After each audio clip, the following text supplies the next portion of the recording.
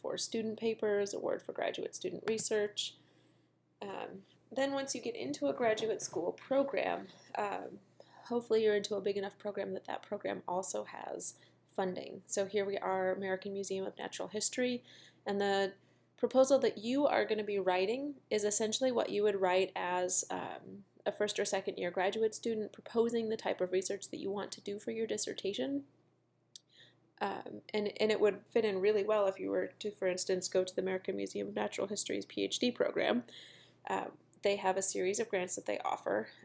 University of Michigan, where I was a graduate student, also had a series of grants through the museum that I was at, through the Ecology and Evolutionary Biology department that I was part of, and then also the graduate school itself, Rackham Graduate School at University of Michigan, also offered grants.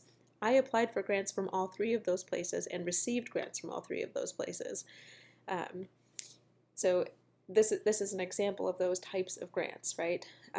So the museum has a graduate school here called the Richard Gilder Graduate School. They're offering this memorial fund, the Frank Chapman Memorial Fund.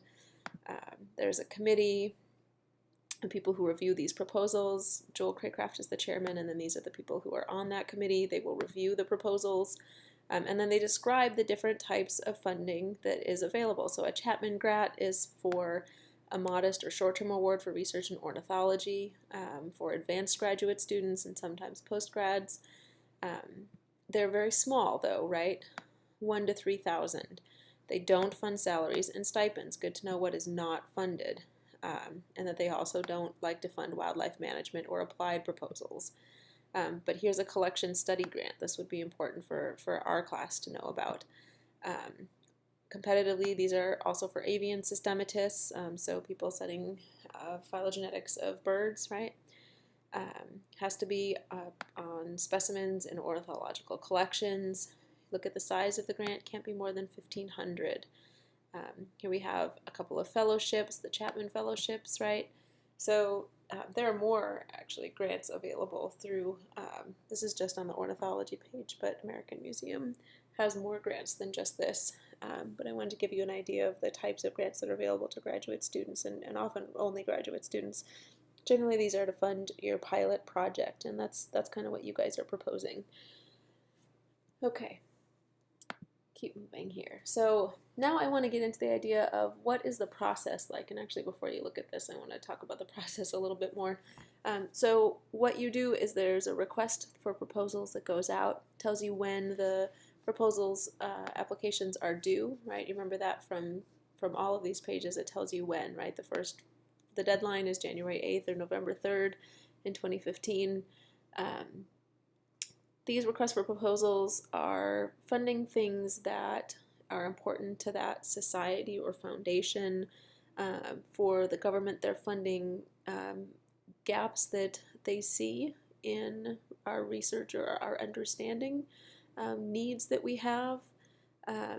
For instance, NSF spent a bunch of money funding people to digitize collections, and so now they want to fund people to do research using collections, right? They're taking the next step, and that process is an evolving process. Every year, different types of solicitations come out. So you see at the top it says program solicitation.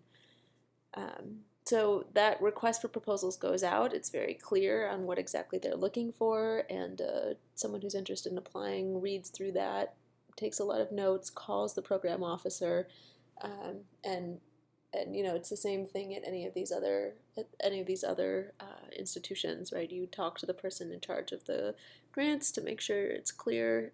Usually you explain the type of project you're thinking about and say, does that seem to fit with your goals? Is that something you've funded before? Do you see any possible hang-ups that your review committee might have? And they'll say something like, oh, well, we funded a lot of bird projects last year, so this year we'll probably look more toward mammals. And then you know, oh, well, if I'm a bird researcher, I'm probably not going to get funded this year. I may have to wait another year.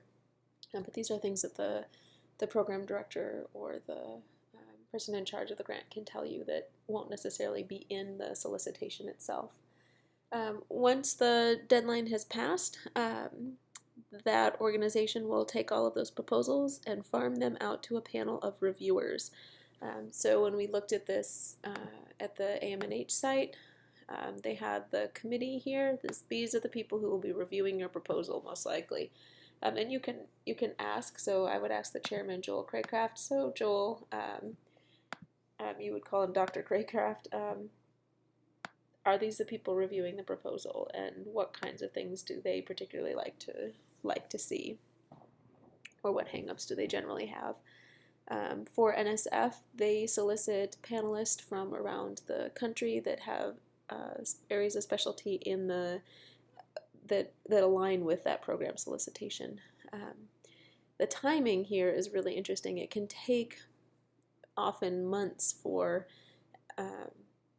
the panelists to receive the grants, get a chance to look at them, and then come together to review each of the proposals.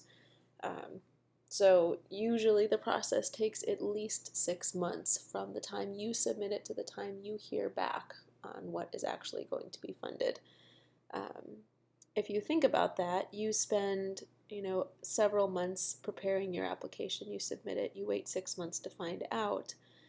You're going on a year here.